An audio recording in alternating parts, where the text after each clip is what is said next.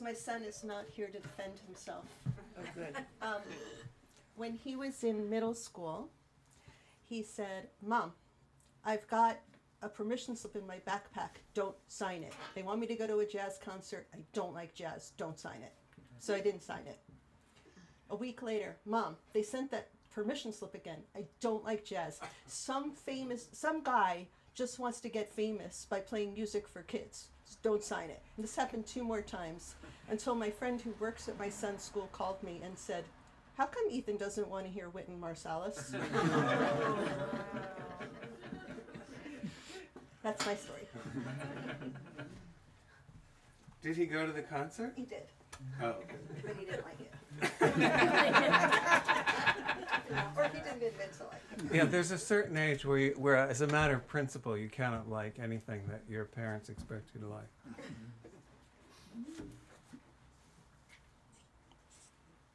You may go ahead and commence the reading. All right, thank you. We're very excited to be at Beckett, site of so many wonderful readings and concerts that I've been lucky enough to attend. And thank you, Eric Whittington and Beckett, for making this possible. We're going to hear from 3 readers tonight. We're going to do what Ona has described as a poetry sandwich. So we're going to have memoir, poetry, memoir. We're going to start with my reading, and then you're going to hear poetry from Dan Simpson, and then more memoir from Ona Gritz, who's also a poet.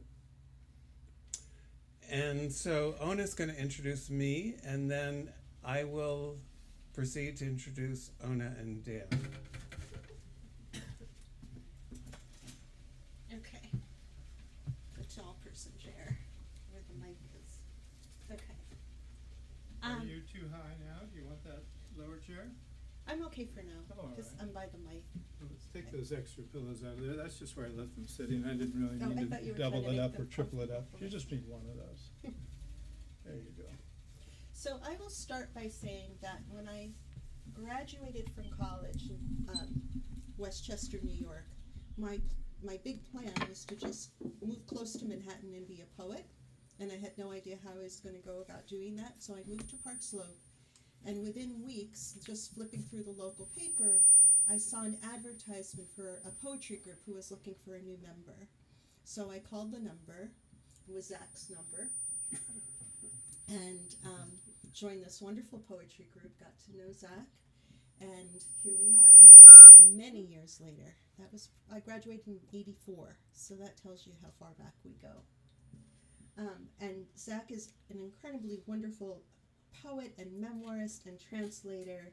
He is the author, editor, and translator of more than 20 books and works for the theater. His play Colette, Uncensored, had its first staged reading at the Kennedy Center in Washington, D.C. and ran in London, Indonesia, Catalonia, San Francisco, and Portland.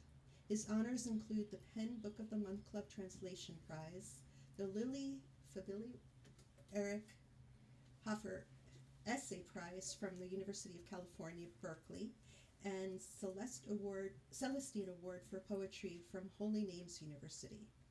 Zack's blog, Advice for Writers, features more than 275 posts. His literary translations from French include works by Colette, George Sand, Andre Breton, and Marcel Pagnol. My friend Zack.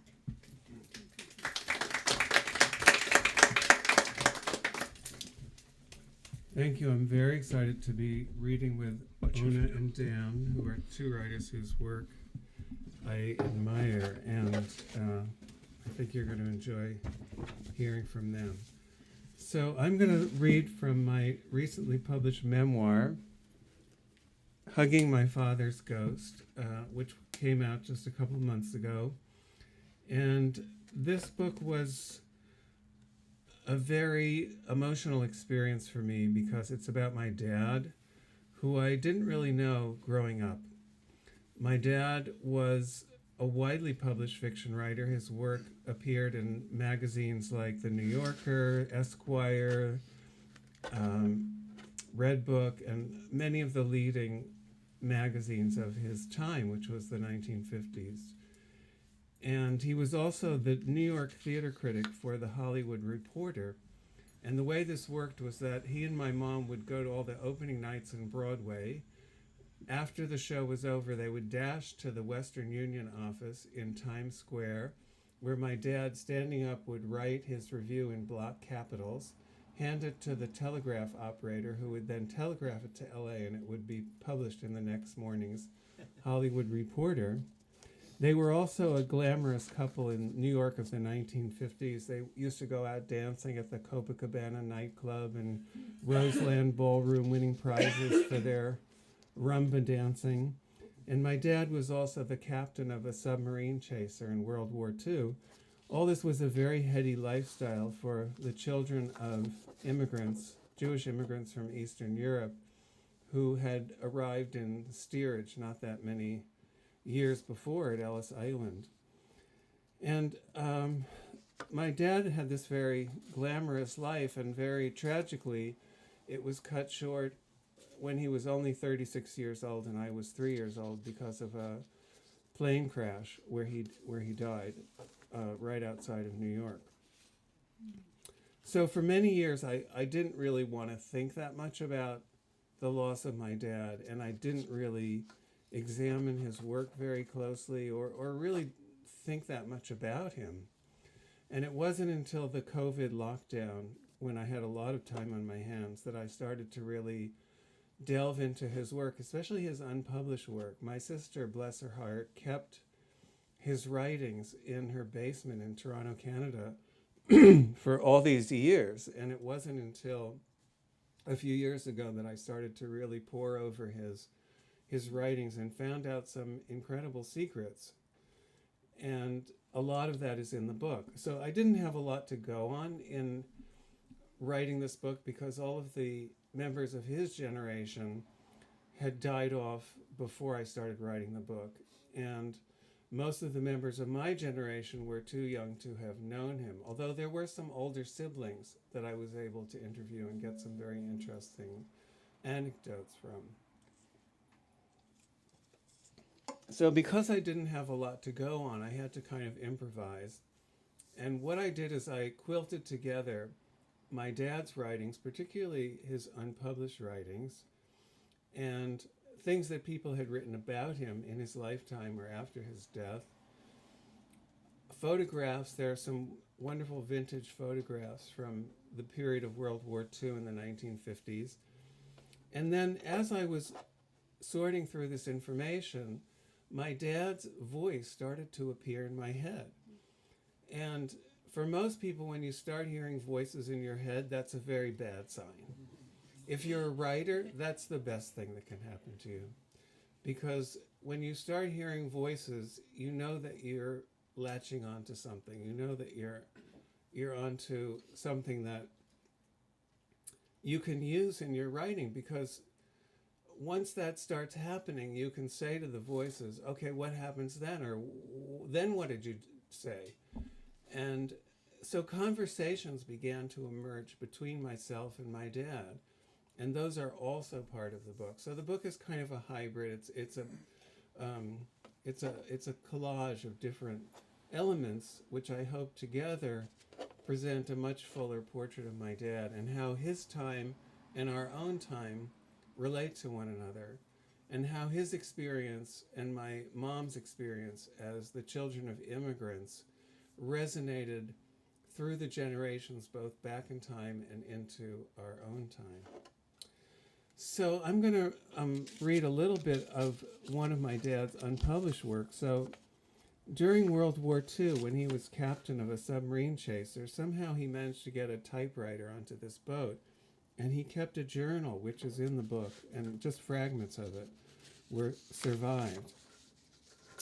And my dad was 23 years old at this time, and he hadn't really published that much. He was working at Grossinger's resort in the Catskills, which is famous as being one of the big stopping off points of the Borscht Belt stand-up comedy circuit. And he was doing public relations for them when the war broke out. And when the war broke out, his when the attack on Pearl Harbor happened, his first response was not to be a hero and enlist. It was to go out and buy a chocolate cake, because he knew he wouldn't be having chocolate cake very much after that. And so he writes about this in his memoir. He also writes about the sound of the sea, because he probably had never been on a boat before he was very quickly educated in this 90-day wonder school they had where people who had never been in the Navy were transformed into officers in the space of 90 days after Pearl Harbor. So this is how he describes the ocean. He says, "Its noise is with you always, part splashing, part sighing and moaning, part gurgling, hissing, roaring. You don't hear it most of the time, and at night it becomes insistent in the quiet. Its motion is with you always. In bed it rocks you. And I get the feeling that my bed is detached from the ship and floating with the motion of the sea." Another part of this memoir that really struck me was when he's writing about his girlfriend, Sugar. So before he and my mom got together, he had an affair with a woman named Sugar, who was a nightclub singer in the 1940s. And Sugar was an entertainer, and she entertained the troops as a USO performer. So they were apart during this time, and he's writing this in his memoir about her. "I thought of Sugar in Bermuda, and I thought I would write her a letter saying, 'When I go to bed, my last waking thought is of you. And when I lean on the rail and look at the yellow moon and on its light upon the waters, my thought is of you. I remember you in your black dress when we sat on my raincoat on the lawn at Grossinger's until 5 a.m., and how I put the coat around my shoulders and went leaping around the lawn. I remember you in that white terry cloth bathrobe, and how your face looked up at me when I kissed you last.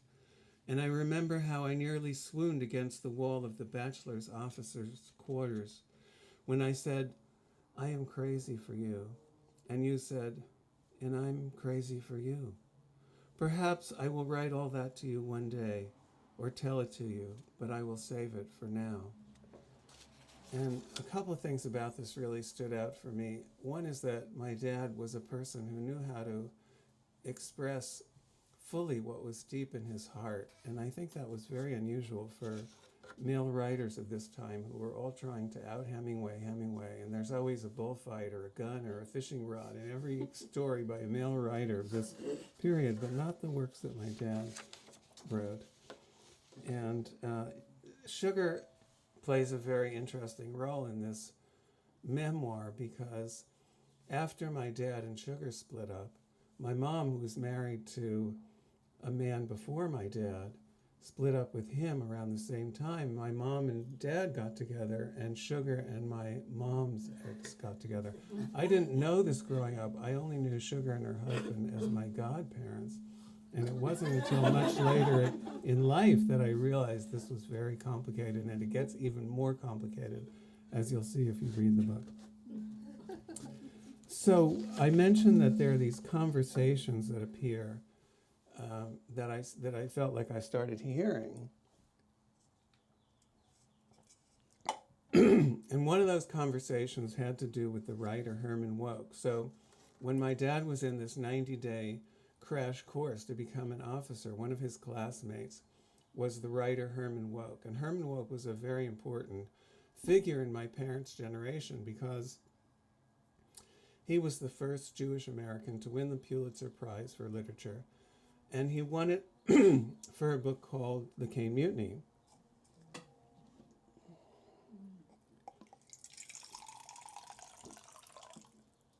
And one of the things that I found out when I was researching this book is that Herman Wouk based the main character of The Caine Mutiny on my dad, and he based the main character's girlfriend on Sugar. And my dad was a book reviewer as well as a theater critic, and he was asked by the Saturday Review, which was a prestigious review publication, to review The Caine Mutiny. So even though The Caine Mutiny was a bestseller and got a lot of praise, my dad gave the book a somewhat negative review in some ways. And he was particularly critical about the fact that this dictatorial Captain Queeg, who's overthrown in the mutiny in the book, in some ways is justified in the book as someone who was kind of the heart and soul of the Navy during the time before World War II, when very few people had the stomach for military service. So my dad writes in his review, "It's true, of course, that the professional sailors and soldiers were necessary to America's triumph by arms, but I do not see that this could ever be made a justification for cruelty, stupidity, and downright insanity in the officer class." So what I imagined is the scene where my dad next ran into Herman Wouk after he published this negative review, and I made this up. So imagine we are at a cocktail party at Fire Island, south of Long Island, where my parents had a summer home, and also Herman Wouk had a summer home very close to us. And my dad and mom are talking at this cocktail party. So my mom says, "Nice party, huh?"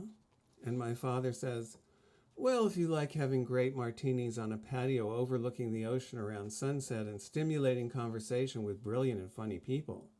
Myself, I'd rather be starting a shift in a coal mine." My dad had that kind of humor, that kind of upside-down humor. So my mom says, "Don't look now, Lee, but isn't that Herman Wouk bearing down on you? I think I'm going to get some of those delicious hors d'oeuvres at that table way on the other side of the patio. Can I get you anything?" And my dad says, "Just a shield and a helmet." And my mom says, "Blame the review on me." So exit my mom, enter Herman Wouk. And Herman says, "Well, if it isn't Lee Rogow, I don't know if you remember me. I'm your neighbor here on Fire Island. We were buddies in 90 Day Wonder School. I'm a fellow writer, and our kids play together." And my dad says, "You look vaguely familiar." And Herman says, "So, been writing any pieces lately for the Saturday Review, Lee?" And my father says, "Look, Herman, I was all set to give your novel a great review. I'd written a draft, and then Mickey read the book, and she insisted that it needed a more nuanced treatment." "Nuanced," says Herman Wouk. "You mean the way a knife in the back is nuanced?" And my father says, "Like the umpire says, Herm, I calls them as I sees them." And Herman Wouk says, "Well, fortunately, the fans never agree with the umps." And my father says, "What do the fans say about writers who use the private information that their buddies tell them about their girlfriends in 90 Day Wonder School?" And Herman says, "Oh, come on, Lee. You're a writer. You know, we're magpies. We grab any shiny object and take it to our nest." And my father says, "It seems to me like you've been taking many shiny objects to the bank lately. How many weeks has the Cane Mutiny been at the top of the Times bestseller list?" And Herman says, "Sorry, lost count. 33. And my father says, "So what are you doing for an encore? Don't tell me you're adapting the novel for Hollywood." And Herman says, "Actually, I am. I hope you're not planning to review the movie."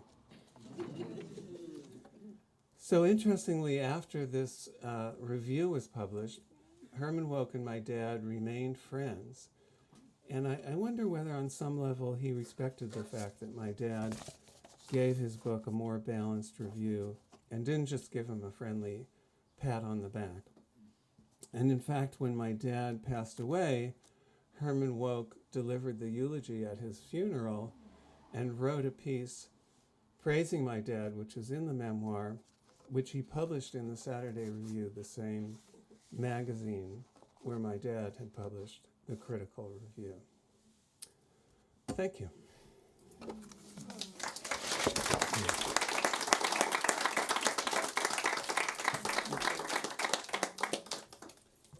Our next reader is going to be Dan Simpson, and you're going to get to hear a different cadence here because this is poetry. And his book, let me find his bio 1 second.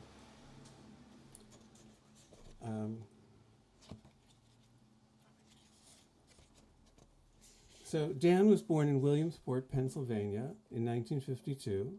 After attending the Overbrook School for the Blind through 8th grade, he became one of the first blind students in the Philadelphia area to go to a public school. He earned a BA in English and music from Muhlenberg College, where he graduated summa cum laude and class salutatorian. After receiving a Master of Music degree in organ performance from Westminster Choir College, where he had the opportunity to sing with major symphony orchestras, Simpson traveled to Paris for a year of private study with the world-renowned blind organist André Marchal. Upon returning to the U.S., he worked as a church musician, computer programmer, and high school English teacher, earning a Master of Arts in English and a teaching certificate from University of Pennsylvania.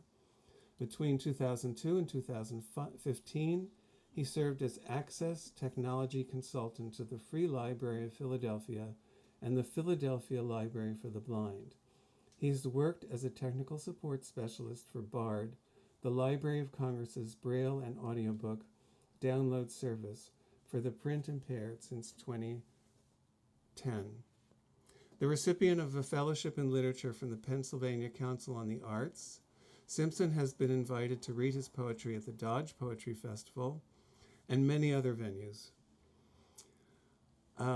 So he's going to read from a wonderful book called Inside the Invisible. So please welcome Dan Simpson.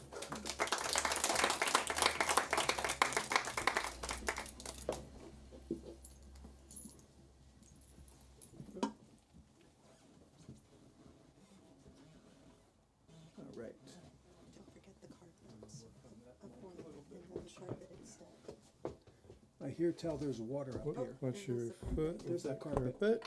All right. You can grab that bookshelf to your I have right. a And lot I'll of put the experience carpet in this. down and we'll pour you some Oh, Ona, water. would you put this on my chair, please? Let's pour you a glass of this and then we'll adjust the mic there too. And I'm gonna- So there's that stool behind you to your right. And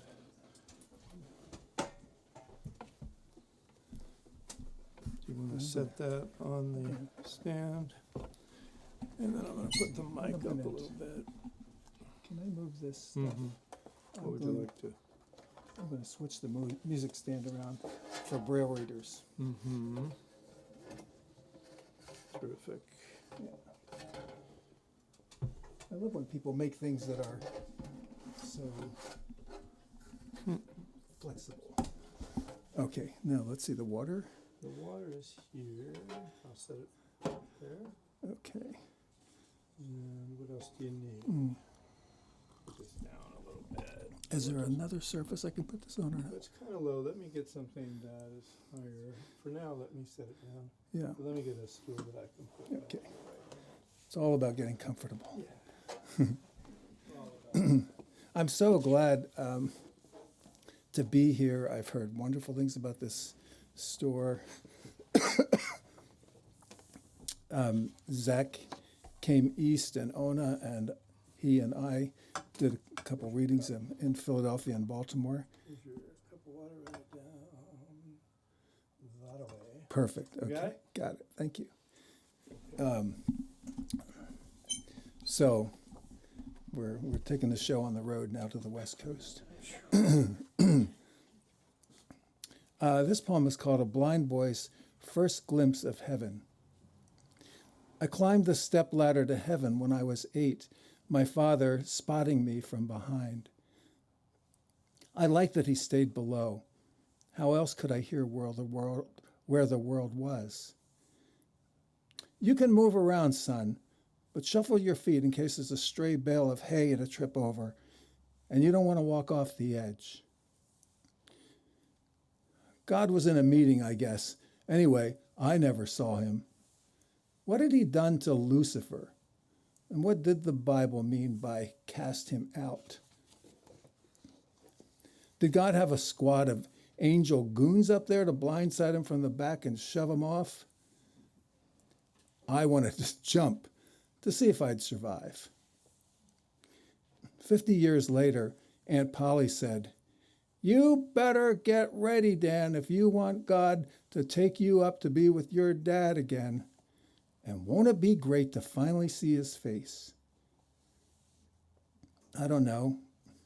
I'm just getting to love this world for what it is, a flawed place, with its subway platforms overlooking the third rail, its open sewers, loading docks, and construction sites, and all the strangers who've looked out for me, letting me take their arms to walk with them. I'm thinking the next time I see Aunt Polly, I'm going to tell her about my new vision. It's really going to be something, I'll say. In heaven, you'll finally get to be blind.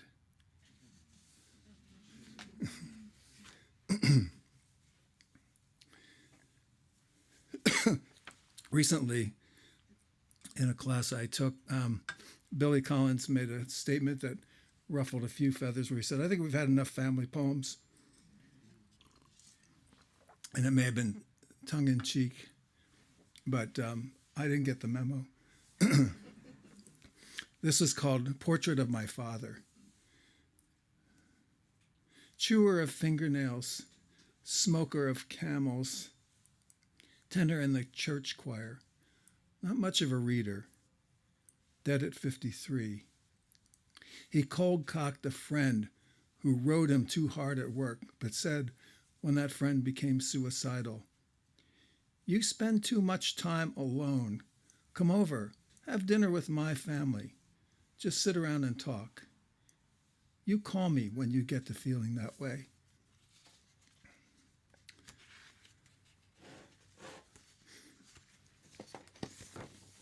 Why mention that he whipped me, belt, paddle, his bare hand? It was nothing, put up against the braille spinner he made out in his shed so I could play board games with my sighted sisters. Nothing next to the hours he read to me. No need to bring up the time he shook me till my teeth rattled. It would only wipe out his whistling in the kitchen as he stirred my oatmeal. You should have heard him sing. You should have seen him dance.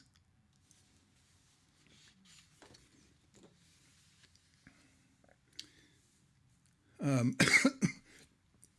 reading this partially in honor of my mother, who died just a little over a year ago. But when she saw, a magazine did a feature on me, and there was an interview and maybe 12, 15 poems, something like that. And there was at least one about my father. And my mom said, well, I've noticed, like, in yours and your brother's writing, there's poems about your dad. What, you have to die to get in a book? Well, I actually wrote this while she was alive, so. My mother cleans. More exacting than graceful, she does a turn around my kitchen. The satellite radio plays, "I'll Never Smile Again." Is she thinking of dancing the way he turned her head back then, some 60 years and a death ago? Between my stove and microwave, she manages a neat slide, leading a mop. I was thinking about my mother's question too, and how, often it's easier to find things to write about in the big moments or the strong feelings. And I'm realizing, I'm appreciating more and more how simply and true to herself my mother lived. It was really about family, and Monday was wash day and Tuesday was ironing, and sort of to think more about writing about the mundane. I'm going to introduce you to my brother, Dave, who was my identical twin. He died of ALS in 2015. But I have several favorites among his poems, but This might be my ultimate favorite. Why I never married. Of course I meant to, having been raised to believe marriage was God's plan for us. And I wanted to, for all the guilt-free sex a man desires. But then I took physics and found out that fission was just as cool as fusion, and that when you split an atom, whole worlds open to you. And besides, I had already fallen in love with Miss Casely, my physics teacher. It was the day Ralph and I came barging in from history, staging a Roman wrestling match. And there she was, crying with her back to us. I couldn't think of anything all day but her tears, and something about mystery and confusion. And now I wonder what confusion would be like. And why were we Roman wrestling anyway? But those tears falling made me think of gravity, which we had just finished last week, and how Miss Casely said we all had a little gravitational pull. How amazing to think that my house could be orbiting me, and that I couldn't help but be orbiting Miss Casely, which meant I would be falling for her perpetually, per second. And how could marriage be any better than that? You go, Dave.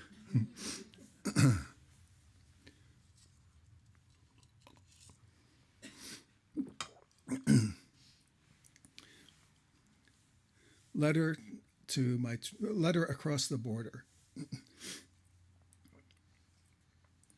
Dear brother, I hope you aren't affronted by this letter, opposed as you were to fictions about the soul and afterlife. In my dream, where we talked in the car, you were as believable as gravity and pain. Who was it then who told me, going back to the problem is the only way you'll solve it? I went back, and what had eluded me for hours revealed itself in a minute or two. Some days, I walk down a hallway just to say to myself, I am walking. Look how I put this foot in front and then the other. And in saying that, I hear that my voice still works, that I still have control over my lips and tongue. We could do worse than to spend every moment of life being fascinated with the nuts and bolts of living. Are we any less fascinating in our dying, our unraveling? You didn't seem to think so. Science was still science. For a while, you could stand for 15 minutes. Washing the dishes, you said, made you feel normal. Then dying moved you to the lazy boy. Then grandma's chair with the button to help you stand. Then permanently to bed. Your soul kept clapping its hands. Like Solzhenitsyn, you composed poems in your head, but flat on your back in your private gulag. You shouldn't have dissolved so soon. That's what I think. But you would say it was just a bad hand which followed a slew of good ones. There's winning and there's losing. There's starting and then stopping. Things work and then they don't. It's nothing personal. It's not unfair.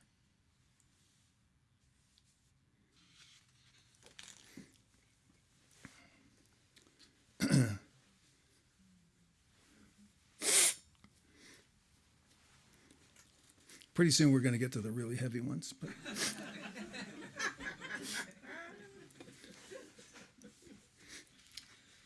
This one is called Coffee Shop. I am really, I don't like to explain my poems too much, but I do find that there's been, in this book particularly, a lot of thinking about faith and doubt and what I believe and don't believe, what's possible to believe and what's impossible. Coffee shop. The cashier rang up a customer, then pointed to her newspaper. You read about the kid killed in his own driveway last night? The woman backed out. There's nothing you can say, she said. He kept talking, now to the closed door. Except that God works in fucked up ways. How else can you explain a 6-year-old crushed by a car in front of his sister? Fucked up, that's all you can say. I stopped stirring my tea. Why would anyone want a God who would let that happen? I asked myself. Or worse, who would ordain it? Why don't we just say the idea of a God is fucked? Let's just accept, said Nietzsche, that we are here on our own. Let's just face, said Feuerbach, that God's a dead metaphor. It broke those first responders, the cashier said. They had to hose that boy off the driveway.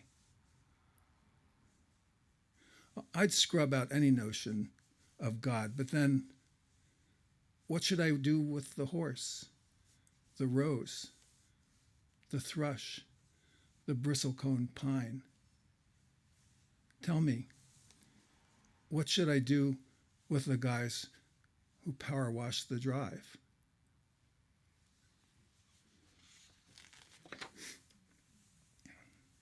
And this is one. I'm really happy that Molly Fisk is here. Molly, I met through her online poetry workshops, poetry boot camp. And she's, along with my wife Ona, is really my best reader and helping me figure out the things that aren't working, and sometimes I don't recognize the ones that really are. So this is called Why Shouldn't I? Why shouldn't I believe that Lazarus, moldering in the grave, crawled up and out, alive and fresh when called forth by Jesus? Or that Jesus could zoom through a locked door to appear to his followers and let Thomas touch him? And if I could believe those stories, I asked myself, what could be so hard about the virgin birth? My father said he believed in all of it, and I feared I would be wandering in a desert without a pillar of cloud to guide me if I didn't find ways to believe what he believed. And never did I want to more than when a girl I thought I'd never hold told me I'd have to believe if I wanted her to stay. Her breast rested on my arm as she said this. Couldn't it be enough, I asked her, if I aimed to live a life of never taking for granted the mouse, the butterfly, the snoring dog?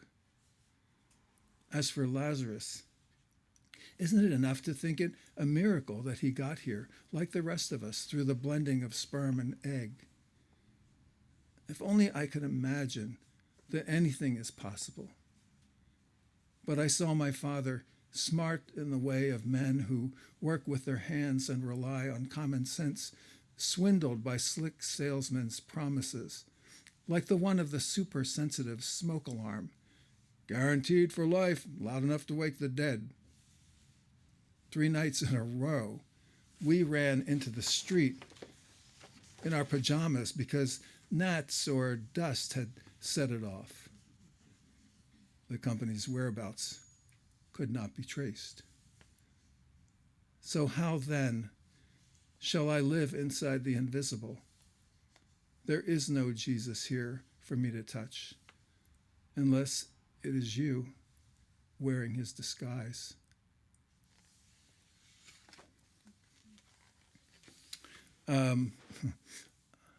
I don't write really long poems, but this is definitely the shortest poem I've ever written. It's in 2 lines. It's called The Walking Dead. For Boone, this is for you, Boone. The Walking Dead. My guide dog never plows me into people. My guide dog never texts while walking. Ona, my wife, and I were walking down 15th Street in Philadelphia, right in the heart of the city, and there was a group of people ahead of us really engaged in a conversation, laughing and carrying on, and a woman, I would say, judging by the size of the wave that hit me, she had some oomph behind when she backed up and almost knocked me over. And I kind of just instinctively grabbed onto her shoulder and said, I rent this guy out. Fortunately, she had a good sense of humor. We ended up getting a good laugh together, and then we went our way. Democracy. Look at those eyes, she warbles, as I settle myself and my guide across from her on the bus. What kind of dog is that? I'm about to answer when a man farther back clears his throat and says, Yellow Labrador. Well, if he's going to speak for me, at least he knows his breeds. But he knows more than that. He knows their innermost lives. He says, saddest dogs in the world. I wouldn't presume to know that, but we live in a free country. People can think what they want. Takes 6 years to train them. He sounds like he enjoys having tidbits of knowledge to share. Now, there's only one problem. He's wrong. It's actually more like 6 months. Fortunately for him, we live in a democracy where opinion is equal to fact, and we all have the right to vote.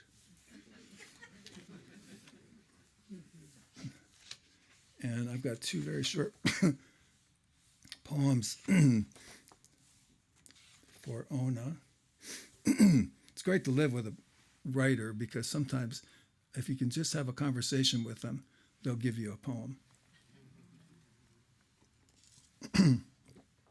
Door. You had a boyfriend, and I had my own untangling to do. So we talked on the phone as friends, compressing years of history into hours. Yes, you said, your marriage never ran right, but you loved the son it brought you. Your only regret, the daughter it never gave. I wanted a girl too, I couldn't help saying. And soon we'd named her. She had a name. Hold it, I broke in. Isn't this where we need to slam the door? Do we have to slam it? You wanted to know. I asked if there was a latch, and if so, how strong. There is, you said, and it's strong, but some days get awfully windy.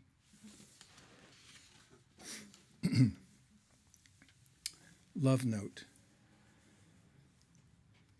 And it has as its epigraph, yes, we have no bananas, from the song of 1923. You are gone, but the house is still full of you. The soft sculpture of the sheet and blanket just as you left it. Your forgotten cell phone on my nightstand. The round aroma of the soup you made yesterday still hovering in the corners of my upstairs office where I am writing this. I thought I had no more poems in me today than the most famous song about bananas has bananas. And maybe I still don't. But I have a blind man's pictures, memories in every other sense. Maybe even the sound of your breathing, if I'm quiet enough. Maybe even the taste of you, a faint secret in my mouth. And I'm going to finish with a poem that came from. I was pretty dubious about it when things started. I was named at one time the poet laureate of Lansdowne, which is a town of maybe 2,000 people, and I would tell people that I was honored, which I was, but it was somewhere between quaint and ostentatious. But it's one of the things. If you're a poet laureate, you're asked to write occasional verses. In other words, poems for some special occasion. And this one was, could you write a poem, the mayor who appointed me, could you write a poem about maybe the crossing of the passing of the torch from this borough council to the next? And I thought, oh, God. Wordsworth was a wonderful poem, but some of his worst poems are occasional verses like this. And she said, maybe it could be something about, I don't know, the passing of the years and the changing of the seasons. And I had a really bad feeling. However, here's what came of it. Why we need New Year's Day and the passage of seasons. Because we are iron in a smithy world, which heats and hammers us beyond self-recognition, leaving us slow to learn renewal, too grumpy or fogged most mornings to notice that our hearts still surge blood to every point along the body's map, and that our minds are still what computers emulate. After all, even monks with no other life cannot harness themselves to awareness every second. And yet a garbage collector I know carries his life like a diamond, and an exhausted mother immersed in four-child babble all day stretches her mind to read a book each night, if only for 5 minutes, before she careens into sleep. Praise then to the policeman who paints portraits, and to the bank teller who keeps a journal. Praise to the thwarted shop steward who keeps his standing appointment to play catch with his child. Praise to the heartbroken social worker who subscribes to the symphony. Praise to the math teacher who photographs birds, and to the roofer who, hoping for hope, believes that next year his team will do better. Praise the toddler and the hospice dweller as they stumble in new passages. Praise all who breathe. Praise all who once breathed and now nourish the ground. Praise all whose stories have already been written, and all those who still have at least one more chance. 70 times 7, says Jesus, are the chances we each should have. Let the fireman remember his own life as he chops with the axe. Let neither the minister neglect his wife, nor the doctor her husband. Let none of us simply swallow our lives whole. But if the minister, the doctor, and we should fail, let us have New Year's and fresh seasons. Let us have 70 times 7 chances. Thank you.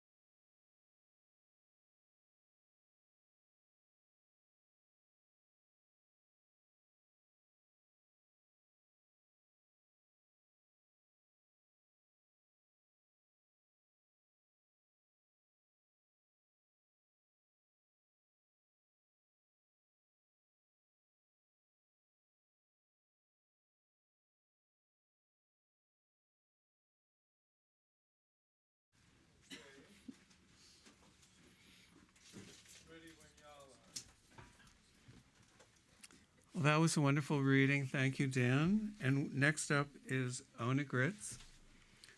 Her new memoir is called Everywhere I Look. And you'll hear that much of it relates to San Francisco, or has a San Francisco setting. The book has recently been named the Reader's Choice Award in its category. Ona holds a Master of Arts in Poetry from the Creative Writing Program at NYU. She's the author most recently of August or Forever, a Reader's Choice and Wishing Shelf finalist in middle grade fiction.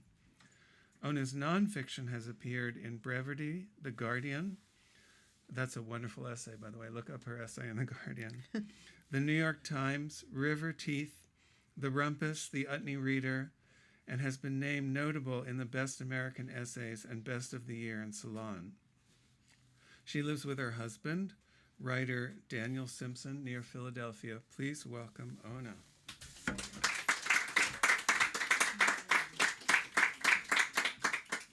Thank you, Zack, and thank you, Eric, for hosting us.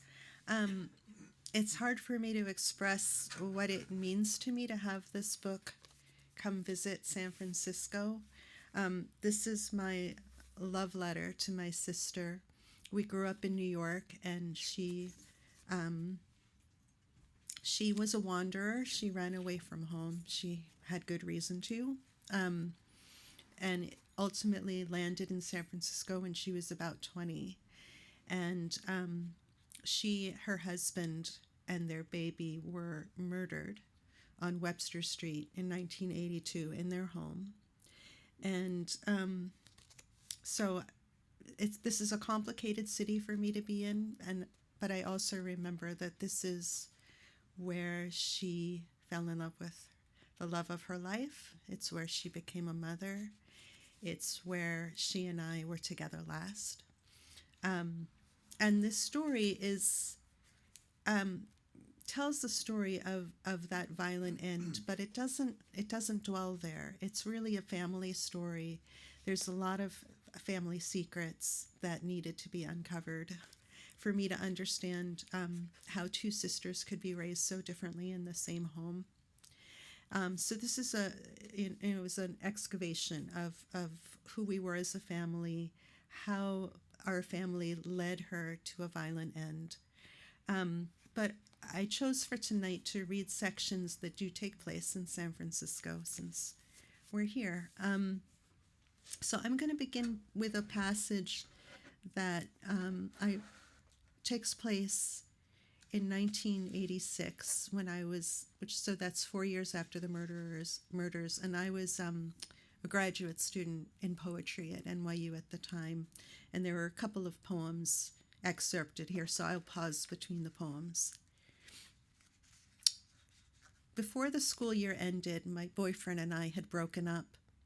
I felt adrift until my friend Zack in Brooklyn told me about a summer sublet he knew of in Berkeley, California. New York is sticky and smelly in the summer, I said, considering. What I didn't say was that this could be a kind of pilgrimage for me, a pilgrimage in search of my grief. When I landed at SFO, it seemed the trip was charmed. Though I called for an ordinary taxi to take me to Berkeley, the only car available was a stretch limo with smoked windows.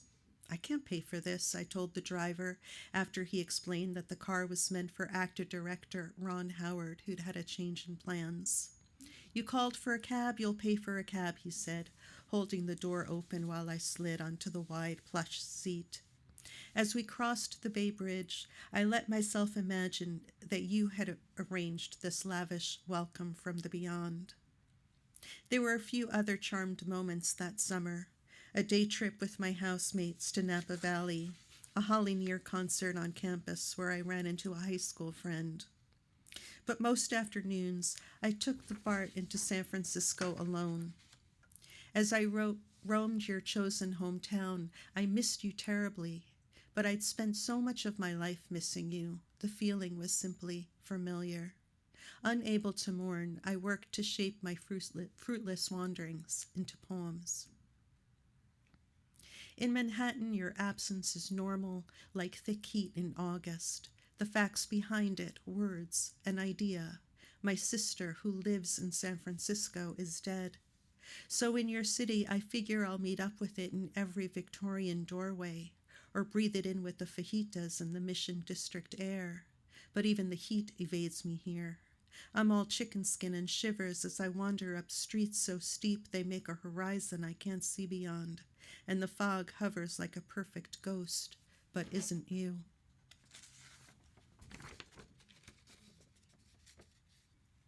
Sorry, papers get sticky. A Giants game. A day on the Santa Cruz boardwalk riding the kiddie rides. I just caught myself almost describing these excursions with my housemates as breathers for me. But before the word makes it to the page, its more literal meaning surfaces. Breather. One who breathes. Either Philip or Velma Henderson had pressed the breath out of you. I am a breather, and you once were. I am a breather, and you are ash. As it happened, that summer, 1986, the Hendersons were finally sentenced. The morning of their hearing, I entered the San Francisco Hall of Justice wearing black cotton Mary Janes. When the guard waved his metal detecting rod near my feet, the tiny buckles beeped. He grinned and waved me through. I slid onto a hard bench at the back of the courtroom and listened while several people were given their sentences for smaller crimes, a robbery, an assault. After what felt like a long time, the Hendersons were brought in. There, a mere few feet away, were the same ill-matched couple I remembered. Philip, tattooed, slim, and handsome. Velma, weathered and harsh-looking, but for her long, shiny hair. I studied the Hendersons, neither of whom ever looked my way, trying to see the thing inside them that would let them kill a young pregnant woman, a sweet bear of a man, an infant. Monsters, I thought, but they appeared ordinary in their prison suits that fit like kids' pajamas. Velma even wore a plastic baby barrette in her hair. The two of them stood, hands cuffed behind their backs, calmly awaiting their fates. Finally, the judge spoke. For the murder of Raymond Martin Boggs II. For the murder of Andrea Gritz Boggs. For the murder of Raymond Martin Boggs III. At that litany of names, a single sob erupted from inside me. Other families have funerals, and we have this, I thought, wiping my wet face with the one torn tissue I could find. As I was leaving the courtroom, I met Ray's mother. And she was my sister, I told her, according to a poem I wrote that afternoon. But the truth is, I don't remember Mrs. Boggs or anything about that encounter. This, I'm thinking, was the start of my amnesia. Facts, generalized, spare, stayed with me, but the details left. You began to exist for me only in scattered, half-remembered vignettes from our childhood. When I talked about you, it was a single practiced sentence. I had an older sister I worshipped growing up. If I went deeper with a close friend or a man I'd made myself vulnerable to, I described the loneliness and abandonment issues I'd carried from the time you began leaving home. As for how you died and who died with you, that was a tale I shared only when I had to. Inside me, it dulled to a faded newspaper account. As she combs her hair, does she remember yours? Mix of shampoo and smoke, light hitting the light brown, making it blonde. Does he ever picture his hands on your throat, shooting Ray, pressing the breath out of the baby until that little boy was still as a stone? Do they undo it in dreams, taking up each body, limp and beautiful as Jesus in the Pietà, to cradle, to kiss, to breathe the life back in? Other families have funerals, and we have this, I put in that poem. Yet I never thought to ask our parents why we hadn't held a memorial for the three of you. Nor did I ask myself why, at 19, I hadn't insisted on it or held one of my own. It occurs to me now that when I went back to my Berkeley sublet after the sentencing and started to work on a poem, I was crafting a kind of cabinet, a neat place to store the little bit I'd let myself feel that day. That's fine. It's one of the functions of art, but the cabinet drawers had locks and I kept them sealed for years. More years, Angie, than you had lived. And then this is what I'm going to read from, at this point, is what I think of as more of the adult or investigative thread. Me as an adult coming back to the story, needing to learn all of it. And this is my next pilgrimage, which didn't happen until 2011, so much more recently. I'm going to reference two people who are here tonight, my beloved niece and nephew, Herman and Naomi.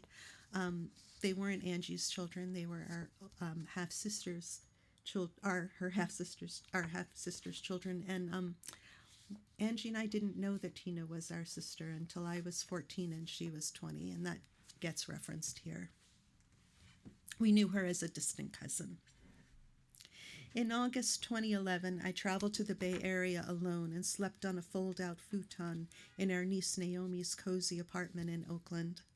The summer before, she'd married the boy she had loved, who's also here, since she was 12. Now the three of us lingered in their plant-filled kitchen over breakfast each morning of my 10-day stay before Naomi dropped me at the BART station on her way to work. I'd exit the train at the Civic Center stop in San Francisco and spend the day trying to learn all I could about what happened to you, Ray, and little Ray Ray. Hour after hour, I sat hunched before a microfilm reader in the periodicals room of the public library on Larkin Street. As the murders unfolded in all their harsh graphic detail, I felt choked up, but I didn't cry. What did that say about the kind of person I was, the kind of sister? Ashamed and unable to answer, I kept on. One morning, I explored the city with our nephew Herman, Tina's oldest, whom I'd first met at just a year old when he came with his parents to our house in Far Rockaway in my 11th summer. Now in his late 30s, he ran a popular inn in Mendocino and still called me Aunt Ona like it was one word, as though he understood how much it's meant to me since I'd first learned of that lovely piece of my identity back when I was 4.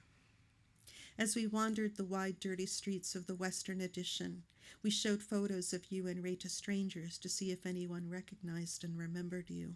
No one did. Finally, we came to the small, cheerless green apartment house at 753 Webster Street. Does it look familiar at all? Herman asked as we stood in the chill and fog of a typical San Francisco summer day. I shook my head. It's been nearly 30 years. The entrance was locked behind a tall black gate, preventing us from approaching the door and peeking inside. What the building resembled was my own gated-up ancient grief.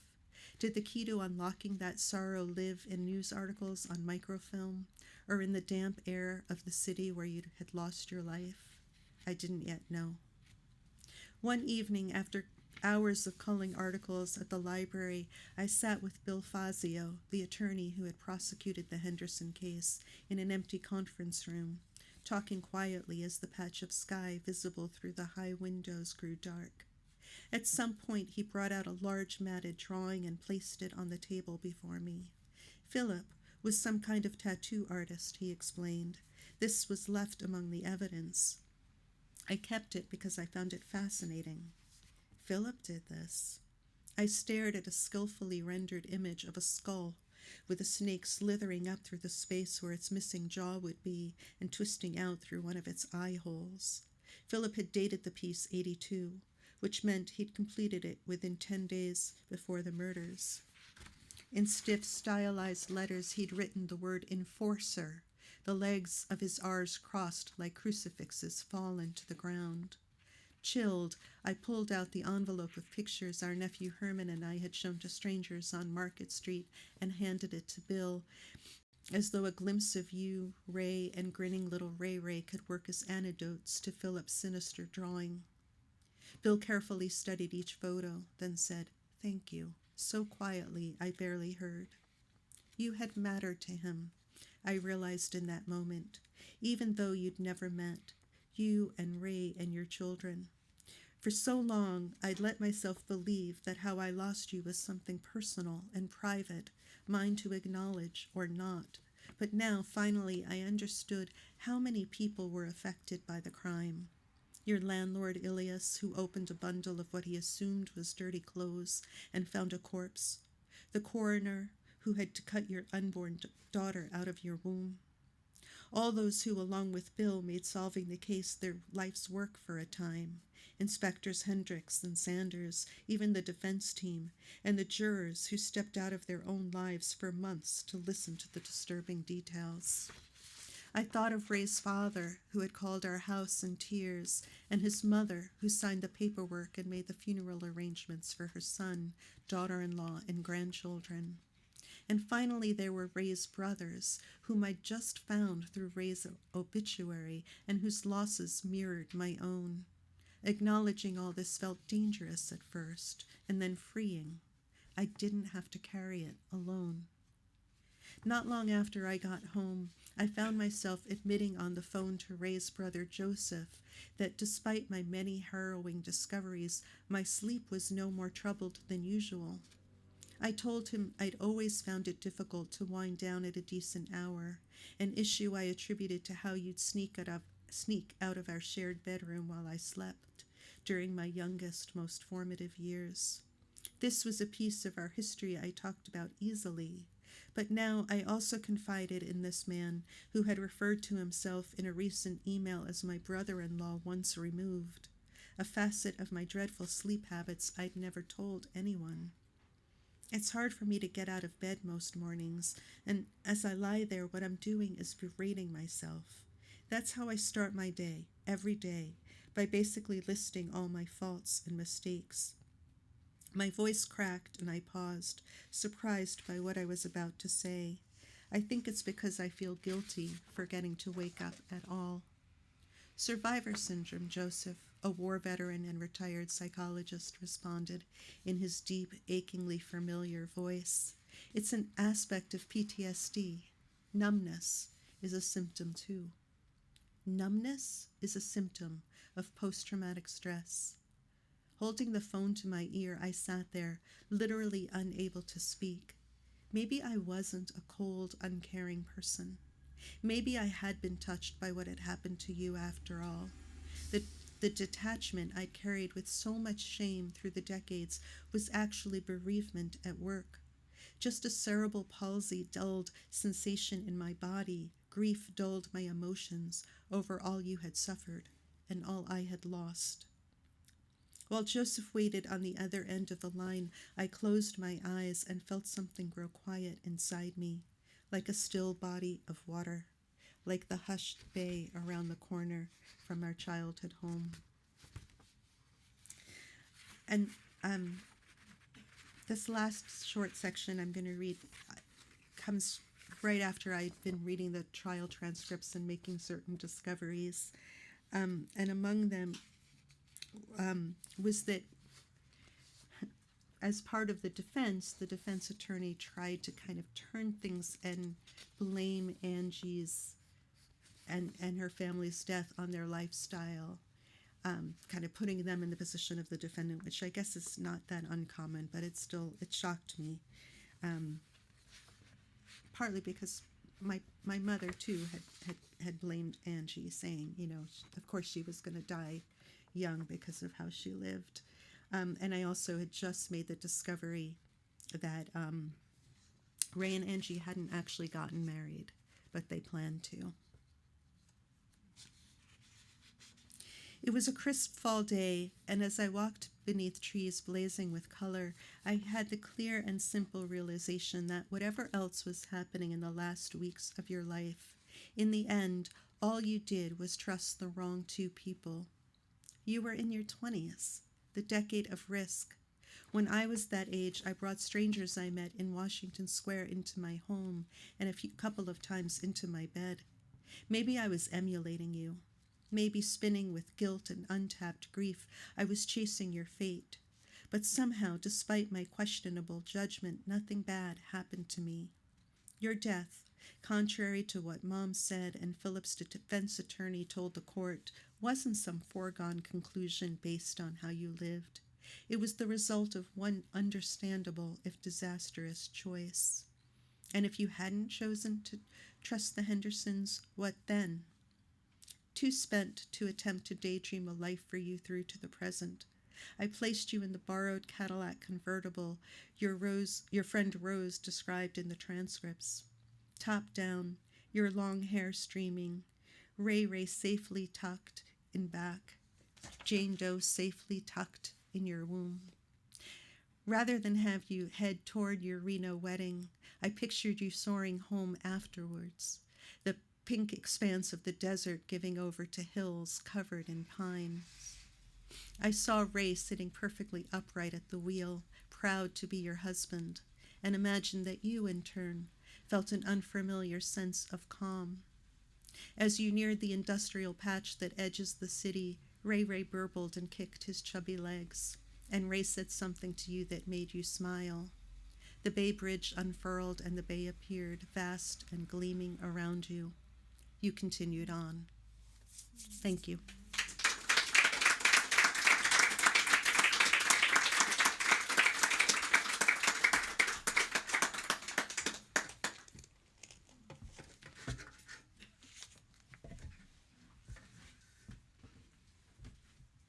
Do you want to do questions, or should we just do a signing? Sure. We have time maybe for a couple of questions, if there are questions of any of the readers. No pressure.